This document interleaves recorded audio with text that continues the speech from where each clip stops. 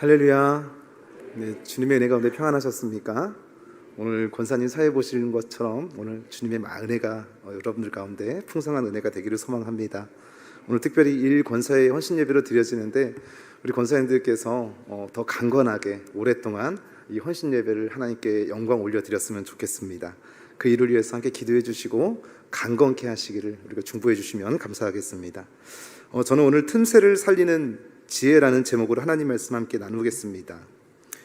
여러분, 지난 한 해 동안, 한 해가 아니죠, 3년여 동안 코로나 바이러스로 인해서 전체 세계 경제는 물론이고 정치, 사회, 문화뿐만 아니라 우리 개개인의 문제와 또 우리 가정의 문제도 참 부담스럽고 두려운 시간들이었습니다. 그럼에도 불구하고 이제 과거는 지나갔고 정부의 마스크가 실내에서도 벗을 수 있도록 허락을 해주셨고, 그리고 우리에겐 또 새로운 한 해가 주어졌죠. 더 이상 앞으로 코로나19로 인해서 어떤 질병이라든지 전염병으로 인해서 우리가 고통받지 않기를 소망합니다. 코로나19로 인해서 정말 힘들었거든요. 신앙생활을 하는 우리들에게는, 그리스도인인 우리들에게는 정말 더 큰 부담이었습니다. 경제적으로 어려웠던 거는 그래도 그럭저럭 견딜 수 있었습니다. 식당을 자유롭게 다니지 못했던 것도 견딜 수 있었습니다. 보고 싶었던 사람들을 보지 못하는 것도 그럭저럭 견딜 수 있었습니다. 또 그 밖에 여러 사회의 방역 지침이라고 하는 여러 가지 명분들을 들어서 사람과 교제하지 못하는 것들, 방역 규제라든지 방역 지침이라든지 이런 것도 다 견딜 수 있었는데, 하나님께 예배를 드리는 것을 제재받는다고 하는 것은 대한민국이 세워진 이래로, 여태까지 한국 기독교가 들어온 이래로 이런 적은 일제 침탈 사건 이외에는 한 번도 없었던 일이었기에 정말 힘들었고, 그리고 상상할 수 없는 일이었습니다. 우리 그리스도인들은 어떤 사람들입니까? 하나님이 보내신 아들 예수 그리스도를 주와 그리스도로 영접한 사람들이고, 또 하나님께서 우리가 예수를 주와 그리스도로 영접했을 때 우리 안에 계신 성령님의 간섭을 받는 사람들이 그리스도인 아닙니까? 성령님의 간섭을 받기 시작하면서 언제부턴가 내 마음 가운데 죄로 인한 고통이 느껴지기 시작했고, 또 하나님께 부끄럽고 죄송하다는 생각이 들기 시작하면서 이 죄 문제를 처리하고 하나님께 영광 돌리는 사람이 되고 싶다라는 생각이 들기 시작하는 겁니다. 전에는 그러지 않았는데 예수님을 영접하고 우리의 믿음의 신앙이 점점 깊어지면 깊어질수록 그런 생각이 들기 시작한 거죠. 그리고 또 이 세상에서 일어나는 수없이 많은 어려운 일들을 해결하실 예수님께서 다시 이 땅에 오실 것을 믿고 기다리는 사람들을 그리스도인이라고 얘기를 합니다. 그래서 우리 그리스도인들의 삶을 들여다보면 세상 사람들하고는 확연히 차이가 납니다.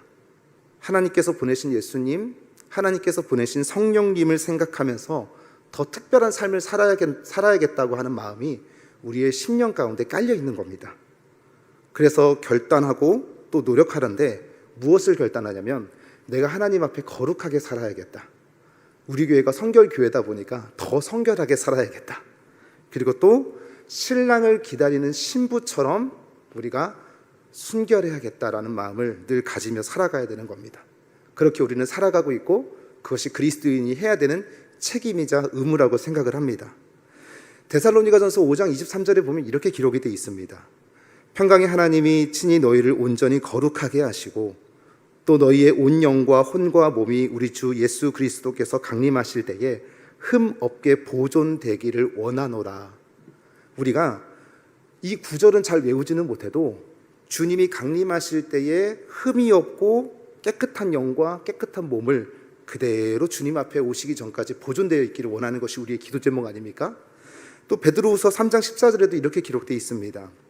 그러므로 사랑하는 자들아, 너희가 이것을 바라보나니 주 앞에서 점도 없고 흠도 없이 평강 가운데서 나타나기를 힘쓰라 라고 우리에게 권면하고 있습니다. 주님 강림하실 때에 우리가 점도 없이 흠도 없이 신랑을 기다리는 신부의 마음으로 거룩하고 성결하게 살아야 한다고 하는 거예요. 그게 우리 그리스도인들의 의무이자 책임이라고 말씀을 드렸습니다. 갑자기 무슨 코로나19에 대해서 얘기를 하더니 왜 그리스도인에 대한 정의를 하느냐. 여러분, 우리 그리스도인들이 이렇게 거룩하게 살아가기를, 신랑을 기다리는 신부처럼 순결하게 살아가기를 소망하는데, 그 일이 코로나19로 인해서 점점 힘들어진 겁니다. 전에는 하나님의 말씀을 배우고 기도하고 복음을 전하는 이 은혜의 문이 활짝 열려 있었는데 언제부턴가 이 문이 점점 좁아지기 시작하더니 완전히 닫혀버린 겁니다. 그래서 마음에 결단이 드는 겁니다. 이제 틈이 있을 때 우리가 하나님께 은혜 받는 기회로 삼아야겠다라는 생각을 말씀을 묵상하고 준비하면서 결단하게 된 겁니다. 예전에는 별로 이 말씀이 은혜롭다고 그리고 크게 하나님의 말씀으로 들려오기는 했지만 그렇게 와닿지는 않았습니다. 고린도후서 6장 2절 말씀이죠. 같이 한번 읽어볼까요? 시작. 보라 지금은 은혜 받을 만한 때요, 보라 지금은 구원의 날이로다. 예전에는 이 말씀이 그렇게 마음 가운데 별로 와닿지 않았는데 요즘에 시간이 지나면서 점점 더 이것이 하나님의 말씀으로 들려지는 거예요. 보라 지금은 은혜 받을 만한 때요. 그 틈이 잠깐 열려 있을 때 그때를 은혜 받을 기회로 우리가 삼아야 된다라고 얘기를 하는 거죠. 코로나19로 인해서 예배가 닫혔을 때는 예배를 드리고 싶어도, 기도하고 싶어도, 찬양하고 싶어도 우리의 입술을 막아버렸어요. 마스크가 씌워지면서 우리에게 걸림돌이 되는, 예배의 걸림돌이 되는 세 가지가 있었죠. 첫째로는 우리의 찬양을 막아버렸습니다. 두 번째는 우리의 통성기도를 막아버렸습니다. 세 번째로는 하나님의 말씀을 전하시는 목사님에 대한 그 아멘의 화답이 사라져버렸습니다. 그러면서 점점 우리의 신앙이라든지 신앙의 퀄리티라든지 이런 것들이 떨어지기 시작하더니 완전히 침체 가운데 자리 잡게 되었다라고 얘기를 하는 거죠. 보라 지금은 은혜 받을 만한 때요. 다시 틈이 열렸습니다. 문이 열렸습니다. 언제 이 문이 닫힐지 모르기 때문에 우리가 수요 예배든 새벽 예배든 또 여러 가지 교회에서 이루어지는 모든 사역 가운데 또 말씀으로 양육하고 가르치려고 하는 모든 행사 가운데, 모든 예배 가운데 이때가 은혜 받을 기회라는 생각을 하시고 이 문이 열려 있을 때 적극적으로 이 교회 사역에 동참하시는 우리 여주성결교회 성도님들 다 되시길 주님의 이름으로 축복합니다. 지금은 또 구원의 날이라고 얘기합니다. 우리가 은혜 받은 것을 우리만 가지고 있을 것이 아니라 이 은혜 받은 것을 다른 누군가에게 흘려보내서 다른 누구가도 구원받는 일로 우리가 삼아야 된다라고 얘기를 하는 거죠. 그래서 시간을 그냥 보내면 안 되는 겁니다. 틈이 열려 있는 거예요. 문이 열려 있을 때 우리는 그 시간을 은혜를 전하고 은혜를 받는 시간으로 활용해야 된다라고 얘기하는 겁니다. 어쩌면 지금도 부지런히 움직여야 될 수 있을 것 같습니다. 어떻게든 틈을 열어서 아파트 전도회도 하고, 어떻게든 틈을 열어서 장날 전도회도 다시 열려야 되는 것이고, 어떻게든 틈을 열어서 이렇게 집회가 진행되어지는 모든 사역 가운데 우리는 동참하고 이 일을 위해서 기도하고 이 일을 위해서 함께 협력해야 될 것이 이제는 필요하다라고 얘기를 하는 겁니다. 디모데후서 3장 13절 14절 말씀이 이렇게 기록되어 있습니다. 악한 사람들과 속이는 자들은 더욱 악하여지고 속기도 하고 속기도 하나니 세상이 점점 악해진다라고 얘기를 하는 겁니다. 하나님의 말씀도 그렇게 말씀하고 있습니다. 점점 신앙생활 하기가 힘들어질 것이다 라고 얘기하고 있습니다. 믿음을 지키는 사람들이 점점 많이 없어질 것이다 라고 얘기를 하고, 신앙생활을 하는 사람들도 힘들어질 것이다 라고 얘기를 하고 있습니다.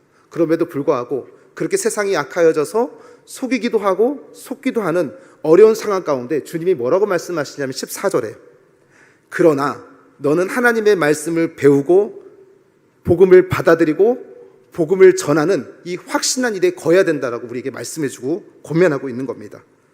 은혜를 받고 은혜를 나누라고 하는 거죠. 그 틈새를 활용하라라고 우리에게 말씀해 주는 겁니다. 사도행전 10장에 보면 백부장 고넬료라고 하는 사람이 살았습니다. 이 사람이 살고 있는 그리고 다스리는 곳에 바로 옆 동네에 예수님의 수제자인 베드로가 복음을 전도하러 왔다는 소식을 듣습니다. 그러다 보니까 우연히 베드로가 왔다는 소식을 듣고 이 백부장 고넬료 마음 가운데 틈새를 활용하는 겁니다. 어떻게 활용하냐면, 지금 내가 옆 동네에 와 있는 베드로를 만나지 못하면 평생 만나지 못할 것 같고 복음을 받아들이지 못할 것 같다는 생각이 들어서 이 고넬료가 사람을 보내가지고 베드로를 초청합니다. 베드로는 그 초청에 응해서 고넬료와 만나서 고넬료에게 구원에 대한 이야기를 해줍니다. 예수님에 관한 이야기를 해줍니다. 복음에 대한 이야기를 해줍니다. 예수님께서 강림하실 것이다 라는 얘기도 해줍니다.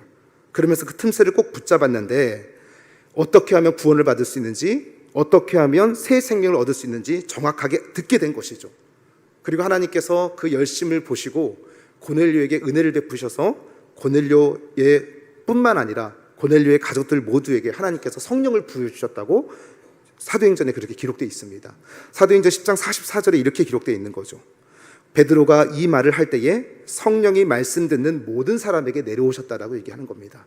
이 고넬료라고 하는 사람이 틈새를 잘 이용한 겁니다. 우리는 이 고넬료처럼 틈새를 잘 이용할 줄 알아야 된다라고 얘기를 하는 것이죠. 또 에디오피아 여왕의 재무부 장관이 예루살렘으로 성지순례를 왔습니다. 성지순례에 와서 예루살렘에서 서점에 들어가가지고 책 한 권을 샀는데 그 책이 이사야서였습니다. 이사야서. 그 책을 사서 다시 이제 마차를 타고 이제 에디오피아로 돌아가는 중에 이 책을 열심히 소리내서 읽었는데 도무지 이 책을 읽어도 무슨 내용인지 알아듣지를 못하는 겁니다. 스스로가. 그러던 중에 마침 빌립이 그 옆을 지나가고 있었는데 이 에디오피아 재무부 장관이 읽고 있는 이 책의 내용을 들어보니까 이사야서를 읽고 있는데 도무지 무슨 말인지 이해하지 못하고 있는 것 같은 마음이 들어서 빌립이 물어보는 겁니다. 당신 그 책의 내용이 무슨 책인지 알고 지금 읽고 있냐고. 그랬더니 에디오피아 재무부 장관의 내시가 이렇게 얘기하는 겁니다. 안 그래도 이거 궁금했었는데 당신이 이 내용에 대한 글을 해석을 안다고 한다면 제발 나 좀 가르쳐달라고 간구하는 겁니다. 그러자 내가 가르쳐주겠다고 해서 마차에서 빌립이 이 에디오피아 재무부 장관에게 설명을 해주는 거예요. 이 책에는 예수님에 대한 이야기가 기록되어 있는 것이고 예수님께서 어떻게 우리의 죄를 사하셨고 십자가에서 죽으시고 부활하시고 승천하시고 이 복음에 대한 얘기를 하는 겁니다. 그러면 나도 어떻게 구원받을 수 있냐고 물어봤더니 회개하고 세례를 받으면 된다라고 얘기를 했더니 당장 마차를 냇가 근처에 세워서 에디오피아 이 내시가 빌립에게 세례를 베풀어 달라고 회개하겠다고 하면서 그 구원의 복음의 기회를 꼭 붙잡았다고 얘기를 하는 것이죠. 오늘 우리들에게 말씀해 주는 겁니다. 2020년, 21년, 22년에 우리가 그런 세상을 경험하게 될 줄 꿈에도 몰랐습니다. 그리고 2023년에는 뭔가 좀 문이 열려 있고 다시 그런 일이 없을 것이다라고 생각했지만 누구도 예측할 수 없는 것이죠. 그런데 한 가지 분명한 것은 우리에게 은혜를 받을 수 있고 은혜를 나눌 수 있는 틈이 생겼다라고 하는 것은 확실한 겁니다. 그러면 이때를 우리가 은혜 받을 기회로 삼아야 한다고 하는 것이죠. 예전에는 뭐 다음에 기회가 또 있을 거니까 그때 또 기다리지 이렇게 얘기를 했었는데 이제는 다음 기회가 없을 수도 있다는 생각을 하면서 틈이 있을 때 이때가 무조건 은혜 받을 기회라고 생각하셔서 그 은혜의 기회를 꼭 붙잡아야 된다라고 얘기를 하는 겁니다. 여러분 노아의 방주 사건을 아실 겁니다. 노아의 방주 사건이 있었고 그리고 노아와 그의 아들들이 목이 터져라고 외쳤을 겁니다. 하나님의 심판이 가까웠을 것이고 하나님의 구원이 방주로 마련하셨는데 여러분들이 회개하고 돌아오십시오라고 얘기를 했습니다. 잠깐만 있다 갈게요. 잠깐만 있다 갈게요. 잠깐만 있다가 갈게요 했는데 그 방주의 문이 닫히고는 다시 열리지 않았습니다.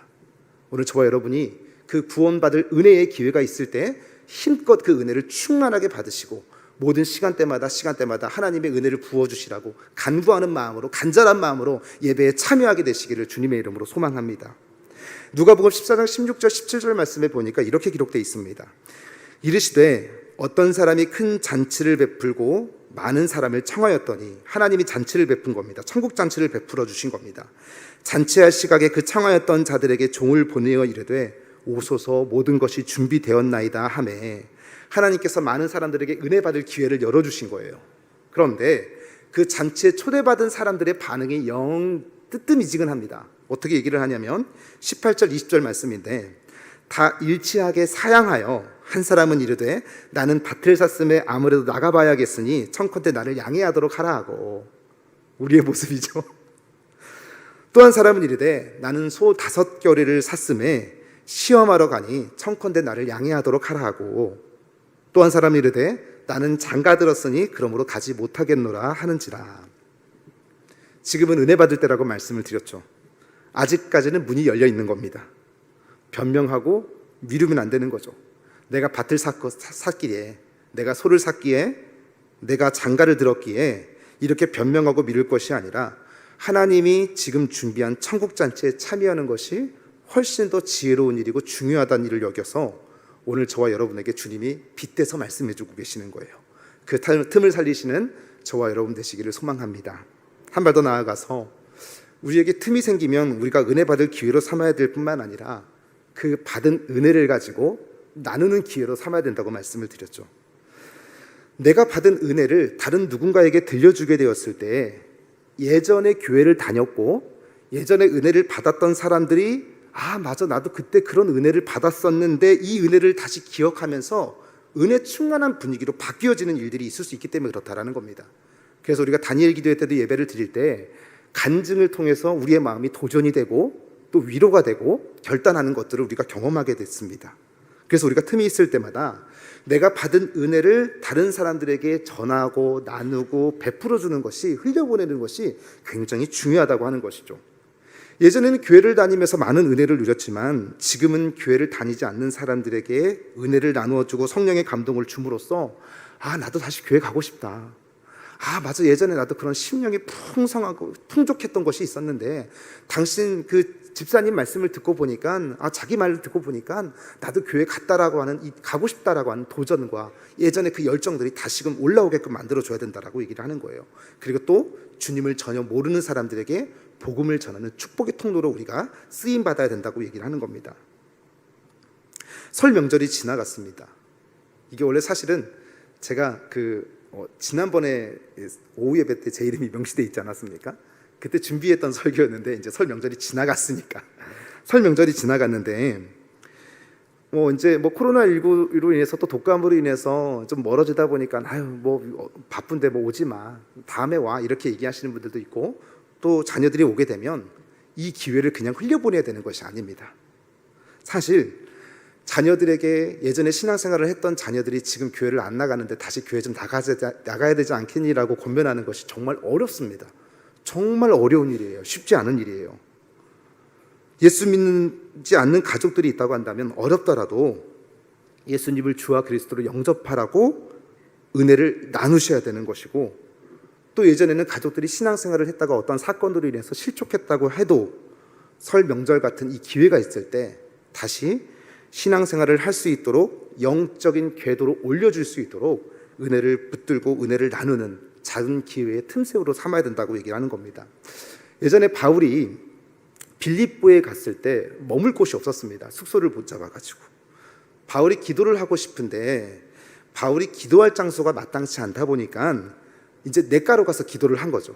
냇가를 가서 봤더니 이 여인들이 빨래를 하고 있는 겁니다. 여인들이 빨래를 하고 있다 보니까 그럼 바울이 잠깐 기도하다가 이 여인들에게 복음을 전하면 좋겠다. 그래서 이제 복음을 전하는데 잠깐 틈을 내서 바울이 복음을 전하기 시작하는 거죠. 예수님의 십자가를 이야기하고 예수님의 부활을 이야기하고 또 예수님의 구원을 이야기했습니다. 그렇게 바울이 복음을 전하고 있는데 여인들은 이렇게 생각하지 않았을까요? 아니, 웬 남자가 와서 우리가 지금 빨래하느라 정신이 없는데 무슨 예수님을 이야기하고 구원을 얘기하고 예수님의 부활을 얘기하고 그냥저냥 대충 들었을 거라고 저는 생각이 됩니다. 그런데 다 모두가 그냥저냥 대충 들었을 거라고 생각을 했는데 거기서 마침 빨래를 하고 있던 한 여인이 있었습니다. 이 여인의 이름이 누구냐면 바로 루디아입니다. 루디아.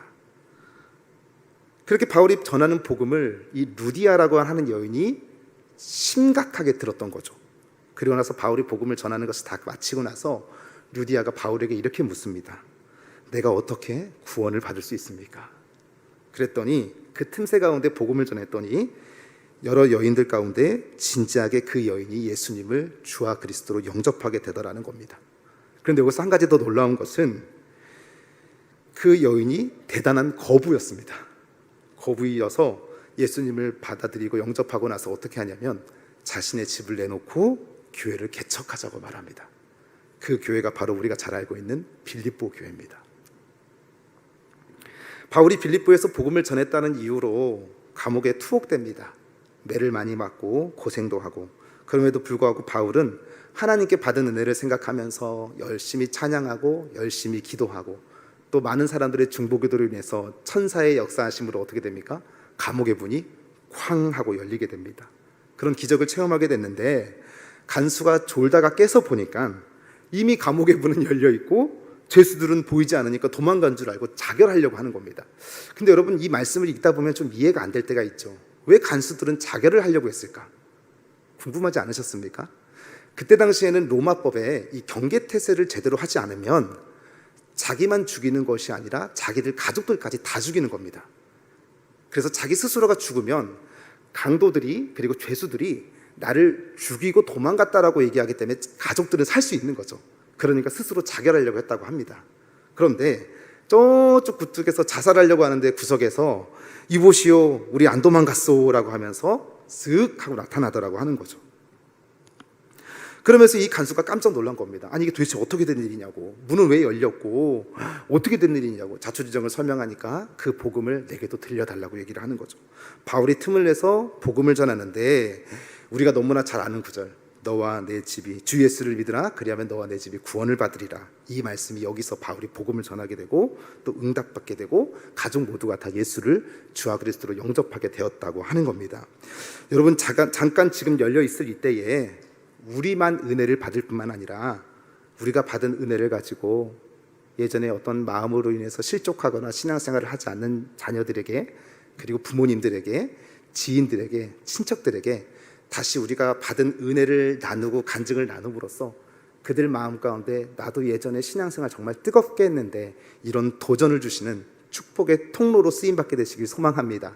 뿐만 아니라 하나님을 알지 못하는 자들에게 사실 이 전도를 하는 것이 많이 위축이 되어 있기는 하지만 다시 우리가 열정을 내고 힘을 내고 다시 일어나서 이런 찬양이 있잖아요. 예수의 이름으로 나는 일어서리라, 나는 일어서리라. 다시 일어나서 이전보다 더 뜨겁게 우리의 성령 행전을 이어가는 그런 아름다운 교회 되기를 소망합니다. 마지막으로 우리가 틈새가 생길 때마다 은혜를 받고 또 은혜를 나눌 뿐만 아니라 하나님을 기쁘시게 하는 일도 감당해야 한다고 하는 겁니다. 갈라디아서 6장 9절에서 10절에 이렇게 기록되어 있습니다. 우리가 선을 행하되 낙심하지 말지니 포기하지 아니하면 때가 이름에 거두리라. 그러므로 우리는 기회 있는 대로 모든 이에게 착한 일을 하되 더욱 믿음의 가정들에게 할지니라. 예를 들자면 우리가 부모님을 섬길 기회, 또 형제들을 사랑할 기회는 항상 있는 것이 아니라고 하는 거죠. 그 특정한 때가 있다고 얘기를 하는 겁니다. 저는 아직까지 그런 경험을 많이 해보지는 않지만 친구라든지 대학원 동기의 이 부모님의 돌아가신 그 장례식장에 종종 가면 대부분의 동기들이나 친구들이 이런 후회를 많이 합니다. 부모님께 좀 더 잘해드릴 걸, 부모님 건강하실 때 더 좋은 음식점, 더 좋은 여행지, 더 좋은 관광지, 더 좋은 식당 좀 모시고 다닐 걸, 예쁜 옷도 좀 사드리고 멋진 옷도 좀 자주 사드릴 걸 참 후회가 된다라는 얘기를 많이 합니다. 그런데 지금은 부모님이 돌아가셨거나 또는 병원에 누워 계셔서 예쁜 옷을 사드리고 싶어도 입으실 수도 없고, 또 연로하셔서 이도 다 빠지셔서 먹고 싶은 욕심도 없으셔서 식당에 가서 제대로 드시지도 못합니다. 그래서 성경은 우리에게 말씀해 주시는 거예요. 뭐라고 말씀하시냐면 기회가 있을 때 믿음의 형제들에게 또 부모에게 선한 일을 행하라고 얘기를 하는 겁니다. 그 선한 일을 할 수 있는 기회 또한 항상 열려 있는 것이 아니라 그 틈이 있을 때 그 틈새를 활용해서 우리는 붙잡는 지혜가 있어야 된다고 얘기를 하는 것이죠. 잠깐이라도 열려 있을 때 나를 위한 시간으로 이기적으로 내 흥미를 위해서 보낼 것이 아니라 하나님이 원하시는, 그리고 믿음의 형제들을 위한 선한 일을 하라고 하나님께서는 우리에게 말씀하시는 겁니다. 예수님께서 선한 사마리아 사람에 대해서 말씀하셨습니다. 어떤 사람이 예루살렘을 떠나서 여리고를 향해서 가는데 강도를 만나서 두들겨 맞고 피투성이가 된 겁니다. 이 모습을 봤음에도 불구하고 레위인은 그냥 지나갔습니다. 제사장도 그냥 지나갔습니다. 그대로 다 지나쳐 버린 것이지요. 그러다가 사마리아 사람이 그곳을 지나가게 되었는데 어떤 사람이 강도에게 두들겨 맞아서 피를 흘리고 다 죽어가는 소리로 살려달라는 소리를 듣고 이 선한 사마리아 사람이 선한 일을 할 기회를 붙잡은 겁니다. 제사장도 레위인도 다 지나갔는데 사마리아 사람은 그 틈새를 붙잡고 그 사람을 도와주더라고 얘기를 하는 거죠. 그러면서 예수님께서 이 예화를 들려주면서 우리에게 뭐라고 말씀하십니까? 우리도 선한 사마리아 사람처럼 다 그렇게 선한 행위를 하라고 우리에게 권면하시는 건 아닙니까? 틈을 내서 믿음의 가정들에게 선한 일을 하라고 우리에게 말씀해 주는 겁니다. 믿음의 사람들을 서로 격려하고 도와주고 또 위로하고 감싸주고 베풀라고 우리에게 말씀하시는 겁니다. 누가복음 8장 1절에서 3절 말씀에 보면 예수님을 도운 여인들에 대한 이야기가 기록이 되어 있습니다. 오늘 이 앉아 계시는 우리 성도님들께서 이와 같이 되시기를 소망합니다. 그 후에 예수께서 각 성과 마을에 두루다니시며 하나님의 나라를 선포하시며 그 복음을 전하실새 12제자가 함께 있었고, 또한 악기를 쫓아내심과 병고침을 받은 어떤 여자들 곧 곧 7 귀신이 나간 자 막달라인이라 하는 마리아와 헤롯의 청지기 구사의 아내 요한나와 수산나와 또 다른 여자가 함께하여 자기들의 소유로 그들을 섬기더라. 자, 뒷부분을 다시 읽겠습니다. 헤롯의 청지기 구사의 아내 요한나, 굉장히 복잡하고 이름도 많은데 무슨 말이냐면 헤롯 왕이 예수를 미워하지 않았습니까? 우리 예수님을 정말 미워하지 않았습니까? 그런데 이 헤롯 왕 밑에서 일을 하는 사람 가운데, 신하 가운데 구사라고 하는 사람이 있었습니다. 구사. 이 구사라고 하는 사람의 아내의 이름이 요한나입니다. 요한나. 이 요한나인데 이 요한나가 열심히 예수님의 사역을 도왔답니다. 선한 일을 행했다라고 얘기를 하는 거죠. 그리고 주님과 함께 복음을 전하고 주님이 행하시는 모든 사역을 돕고 그리고 자기의 소유를 떼어서 예수님의 사역을 도운 사람이 바로 요한나라고 얘기하는 겁니다. 근데 복잡하게 기록되어 있습니다. 헤롯의 청지기 구사의 아내 요한나. 자, 헤롯은 예수님을 좋아하지 않습니다. 그런데 자신의 신하 구사의 아내가 예수님과 함께 그 사역을 돕고 자기의 소유까지 떼어서 그 사역을 돕는다고 했을 때 헤롯의 귀에 이 얘기가 들어가면 어떻게 되겠습니까? 그냥 쉽게 결정한 게 아닙니다. 자신의 목숨을 걸고 이 사역에 뛰어든 겁니다. 그러면 그 남편 구사는 자신의 소유로 열심히 예수님의 사역을 도우니까 돈이 자꾸 빠져나가고 돈이 쓰여지는 것을 알고 있으니 얼마나 애간장이 타겠습니까? 그리고 잔소리도 많이 했을 겁니다.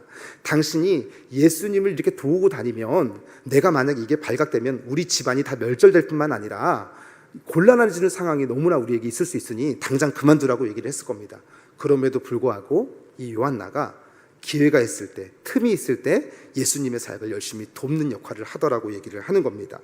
설교를 정리합니다.